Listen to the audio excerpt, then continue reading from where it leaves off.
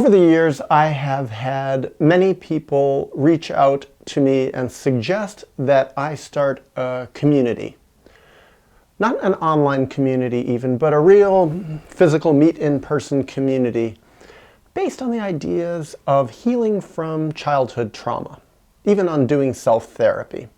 And I'm very resistant to starting a community, although I acknowledge that a community would be wonderful. It'd be great to be a part of a community. I just don't want to start one. And I would like to share my reasons why. The main reason is that actually, I think it was 16 years ago, a friend of mine and I actually did start a community. It was all about doing self-therapy and healing from childhood trauma. And we created a 12-step process in healing from childhood trauma. We actually turned that into a book which we wrote called From Trauma to Enlightenment, doing self-therapy in 12 steps.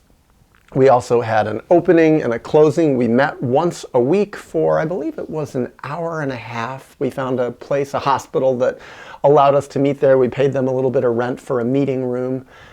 We had all sorts of different principles that went into how to run these meetings. We had someone who opened the meeting. We had a speaker every week from within the group. We had group sharing time. We had a meeting closing. We had meeting sayings, basically concepts that were good for self-therapy, self-healing. Seemed like a great idea. And we did it for a year and a half. So I think we met, 75 times or so. The problem was it wasn't that satisfying. In a way, there were more problems than it was worth. So I'd like to talk about some of those problems because they really came into my mind. And I think it wasn't just this group that would have had these problems. I think from what I've seen a lot with doing self-therapy, healing from childhood trauma, I think any sort of non-professional group would have some of these problems. One was that it was a peer support group. This wasn't a group with leaders who knew more than everyone else and who were being paid to be there, especially professional leaders. This was a non-professional group. So yes, although my friend and I were leaders in a sense, and that we founded the group, started it, created the principles, we weren't leaders in terms of telling other people how to live their lives. And one of the big problems was that a lot of people wanted us to do that. In a way, they treated us like therapists. And the whole point was, no, you not only can be your own therapist, but you have to be your own therapist. Interestingly, one of the tools that we had, not one of the steps for healing from childhood trauma, but one of the tools that we used for healing from childhood trauma was going to therapy, because we acknowledge sometimes going to therapy can be very helpful for some people. But I wasn't there to be anybody's therapist, and I was very clear, having at that point worked as a therapist myself, the difference between what being a therapist was and being a therapist wasn't. I certainly, in my free time, for free, in a peer support group, the last thing I wanted to be was anyone's therapist. I didn't want to ask them therapeutic questions. I didn't want to hold their toes to the fire, as it were, like a therapist.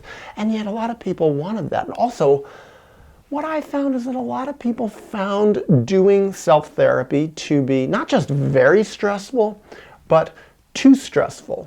I think a lot of people found that it was too loose and free of an environment. I think also a lot of people came there just to dump their feelings, but not to self-reflect. Also, a lot of people came there and they didn't share about having any greater self-therapeutic process. Meaning they would just come, talk about whatever they were going through, dump feelings, cry, be angry, but not really self-reflect on much of what they were going through. And when they shared about their process during the week, it sounded like they did nothing. They weren't following any of the tools of self-therapy. And I could understand why in a way, because it was really hard. And I think for some people it was nice to just have a place where they could go and freely share about horrible things that happened to them and how they were feeling as the result of it. But for me, that wasn't the kind of a community that I particularly wanted to be a part of. And why did I start this group, this community? Well, from what I remember, and this is what sticks with me now, I started it for two reasons. One is that I wanted to create a community where other people could do self-therapy in a communal environment in relation to other people, to be inspired by other people, and to, in turn, inspire others.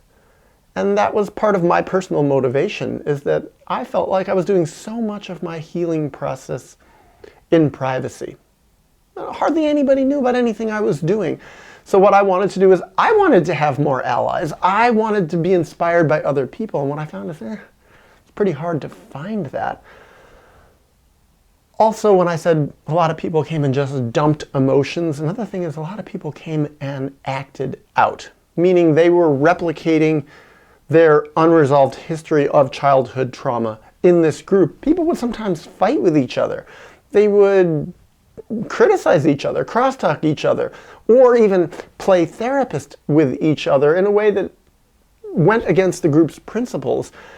And it reminded me of, in a way, why I didn't like being a pre-K teacher, a pre-kindergarten teacher with 3, 4, and 5-year-olds in the New York City public school system, because so many of the kids were so troubled, so traumatized, so screwed up in their family homes that when they came to school, they would act that out, such that I noticed so many of the teachers, myself included, spent a lot of the best of our energy practicing discipline in the class. And who wants to do that? That's not fun. That's why I did it for 1 year, less than a year. I started midway through the year and did it for a while and then said, this is not a career for me. Well, in the self-therapy group, I definitely did not want to be a disciplinarian and say, oh no, these are not the rules of the group. And a lot of people were bucking the rules of the group, and it was unpleasant for me. And so one might say, oh, you just didn't have strong enough principles in the group. And it's like, no, we did have strong enough principles. It's that I just didn't want to be an enforcer of principles. That wasn't what I saw as my role in the group. I wanted people in the group who automatically understood that. And the problem was basically almost nobody did get that. And so that's the part for me. Starting a community. I had an online forum on my website, I think from 2005 to about 2008 or 9.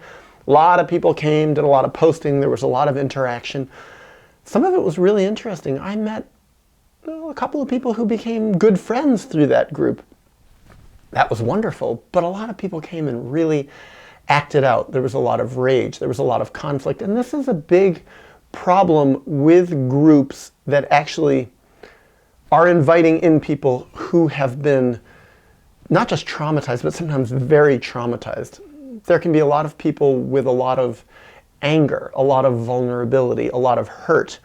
And sometimes get enough of those people together, people can really trigger each other, really act out with each other. And sometimes acting out, spewing, putting out one's anger and rage on people who may bear no relation to having caused one's rage is more comfortable than doing deeper healing. And it's very hard to moderate a group like that, where it's like, as soon as you tell people, no, that's not okay, you can't behave that way, people can turn their rage onto you. That happens in actually all sorts of peer support groups. When people start in a leadership role setting limits on other people's behavior, people's bad behavior, or really bad behavior sometimes, those people can really despise the leaders.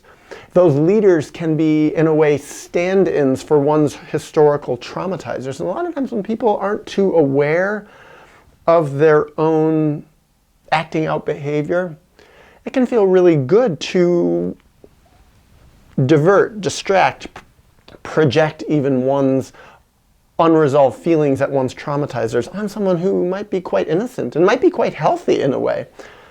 So all these things for me go into like, I'm a little gun shy, I don't want to start a group again so quickly. So I think about that. And yet I think someday there will naturally and spontaneously be more self-therapeutic communities springing up around the world. I think we just may be in an early time for it. I think sometime, some future date, 10, 20, 30, 40, 50 years in the future of humanity, when people are much more aware of trauma, when people are much more aware of the violations that happened, especially in their own families of origin, from their parents, when this is more commonly known, when a lot more people are feeling this way, when there's a lot more mass grieving going on. I've talked about that in another video, about mass grieving. When this happens, I think more of these communities will spring up. There will be more people fighting for boundaries. It won't be one leader or two leaders in a group, but everyone, lots more people will be leaders. It'll make it easier to disperse the energy that it requires to be a leader of a group, a leader of ideas, more common values, more common principles required for healing. And I think at that point, more communities will spring up. It'll be easier for people to have communities where it's safe to share, safe to trust,